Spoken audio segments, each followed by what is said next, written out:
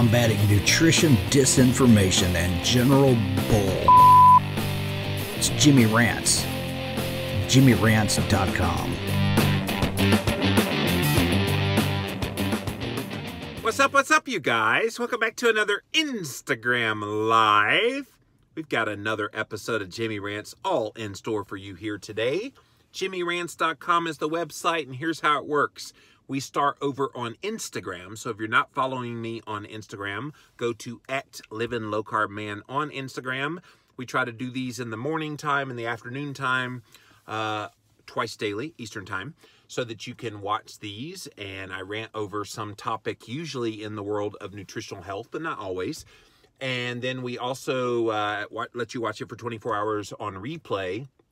Then it's up on YouTube, where you can catch all of the past episodes of Jimmy Rants. And then finally, the Jimmy Rants podcast. You can catch all of this, you guys, at JimmyRants.com. So today's Jimmy Rants episode is inspired by something that literally just happened. So I was having some trouble with one of the heating units in my other building where I record my podcasts, my man cave building, and the upstairs unit was working fine, but the downstairs one wasn't working at all. And I couldn't figure out what in the world was going on, why it wasn't working. So we called the guys that put them in, and the guys came out, really nice people, and so they determined that I was low on Freon, which they tell me Freon is what they use to it heats, because there's pressure that builds up and it helps to make the heat. I didn't understand it either. I thought Freon was for air conditioning, but anyway. So they put the Freon in, and while they're doing that, they're like, "So Jimmy, what do you do for a living?" I was like, "Oh boy."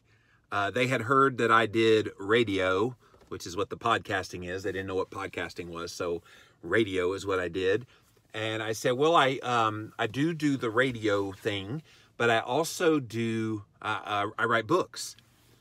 And I said, have you heard of keto?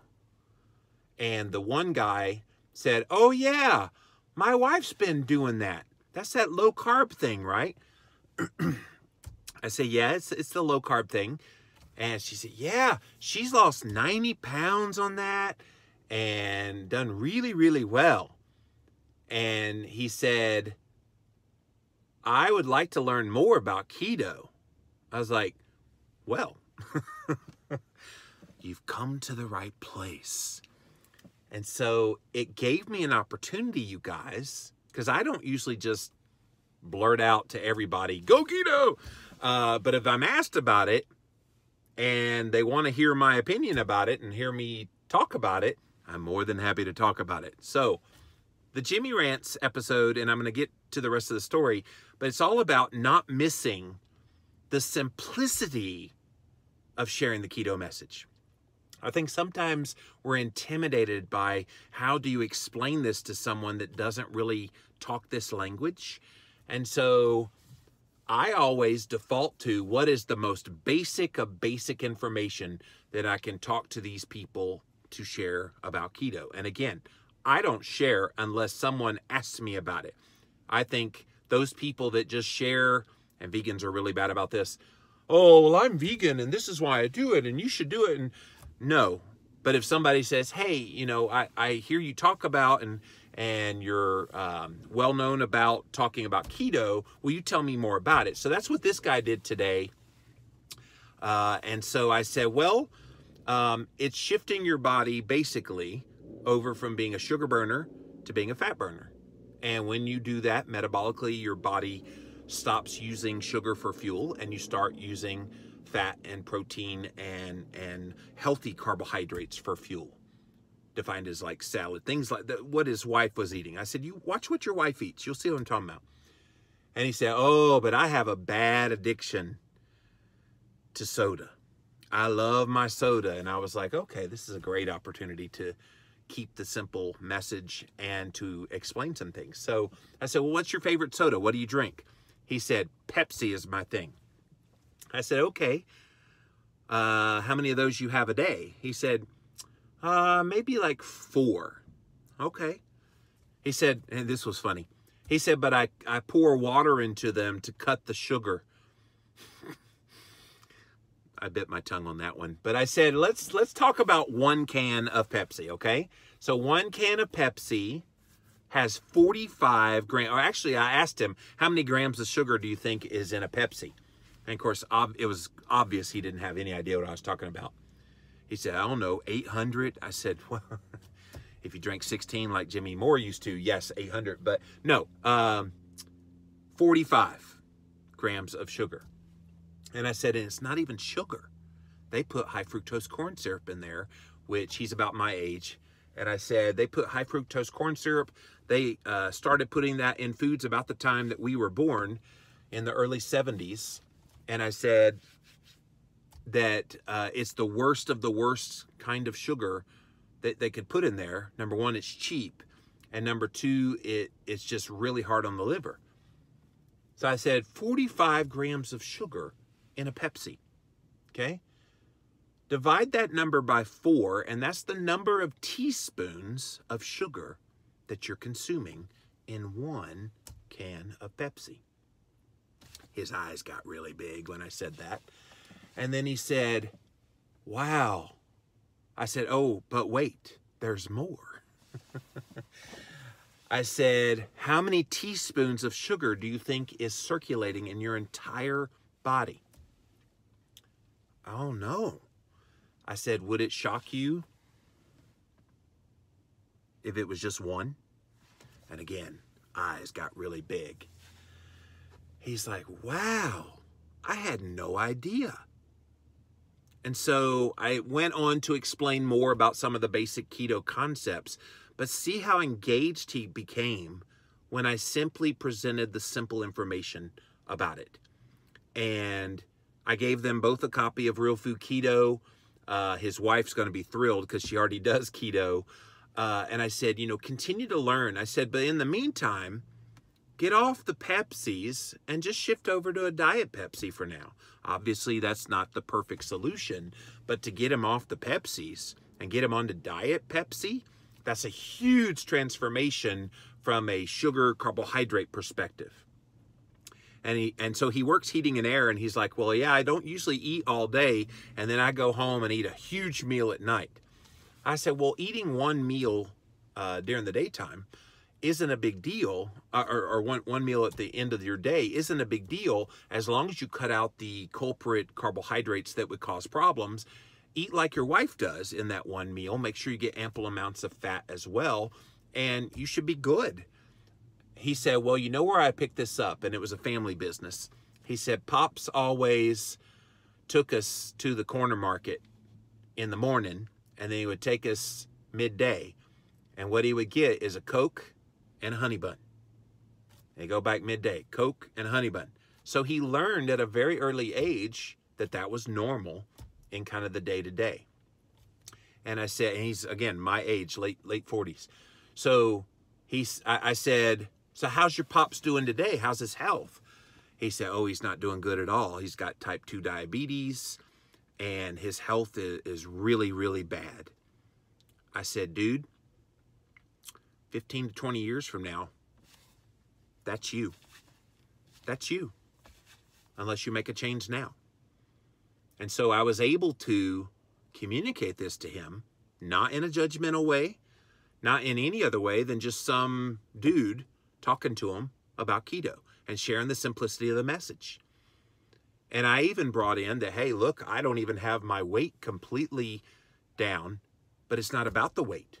It's about getting off of medications and getting your health markers in order. And that seemed to reinforce in his mind that there were things going on that he could change. So fingers crossed, you guys, that we planted a seed today, that he runs with it. Definitely armed now with the information we shared in Real Food Keto. Hopefully he'll get it and understand it. Super duper nice guy. His brother was with him too. His brother's a little bit younger than him. And he knew nothing about anything regarding nutrition. I say, have you not even heard of the Atkins diet? He said, no, I have no idea. So I was able to educate both of them, and hopefully they both left that conversation a little wiser And it didn't take much of my time. All of that I explained in about 3-4 minutes. And now they've got information that's usable that they can take and hopefully apply. They at least can't say, I didn't know. Now they know.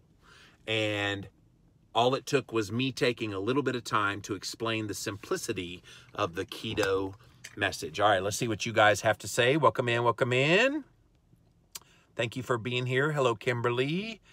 Keep rocking it, my friend, all day, every day. That's my job. Barnyard Coffee is laughing at something. Hello, Ashton. All righty. Being on keto only a short time, do you think people will not listen as well compared to someone like you who've been doing it for years? Bonnie Lene. I think if you have the information and you know about it, I was going to do a whole Jimmy Rants all about that very topic you just mentioned, Bonnie, of feeling inadequate about sharing because you haven't done it long enough, but this one popped up and I wanted to do it, but I'll go ahead and answer now. Yes, I think if you have the knowledge and you have some experience doing this, even though you're not like a quote expert now, you're an expert on knowing the information and you're continually learning. You're watching people like me and others put out information. Share what you do know. I think sometimes people become paralyzed of, well, I'm not an expert. I'm not anything in this. And so therefore I can't share. Guess what? That was me. That was me before I started learning. I didn't know anything about any of this stuff. I was just like those two guys that I just talked to a half an hour ago. I was just like them. Didn't know what a carbohydrate was, didn't know what an insulin was, didn't know any of this stuff.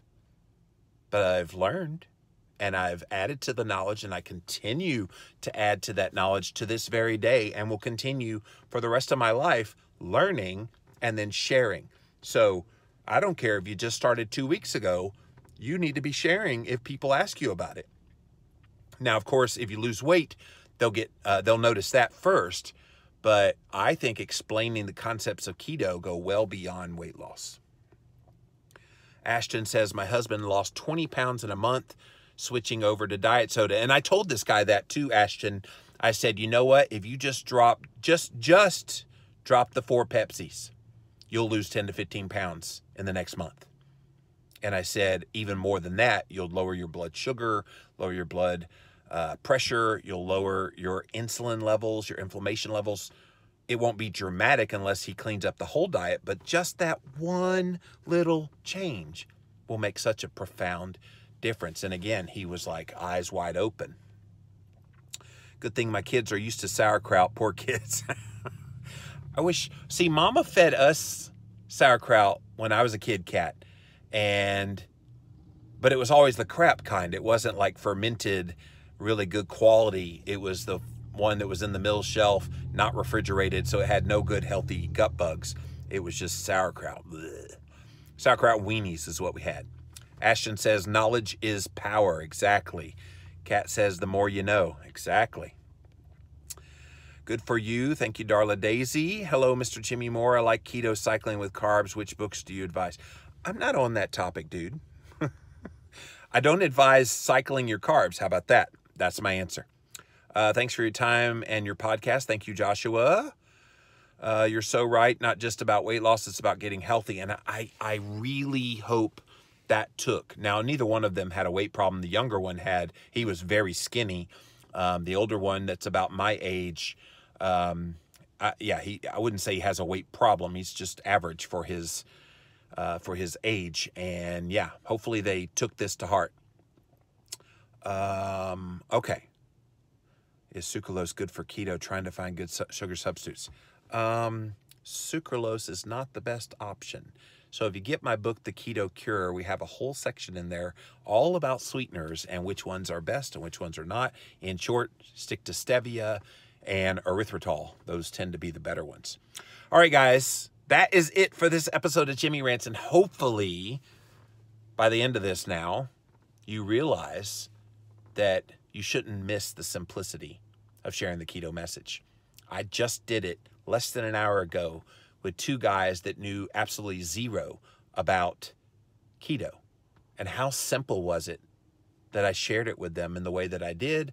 And how simple is it for you guys to be doing the same thing? Now, maybe you're watching this live on Instagram, on the replay on Instagram, on YouTube, or you're listening to it on the Jimmy Rants podcast. Regardless of how you're hearing this information, if your life has been changed by keto, then you need to tell people about it.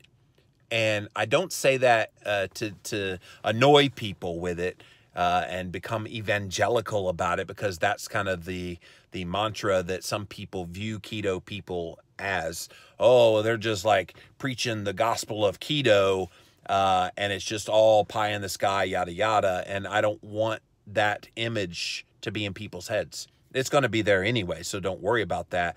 But be prudent about it. If people ask you about what you're doing, wow, you look like you're glowing today, or wow, you lost a little bit of weight, or some comment where they know you do keto and they want to learn more, you got to be ready to tell them all about it.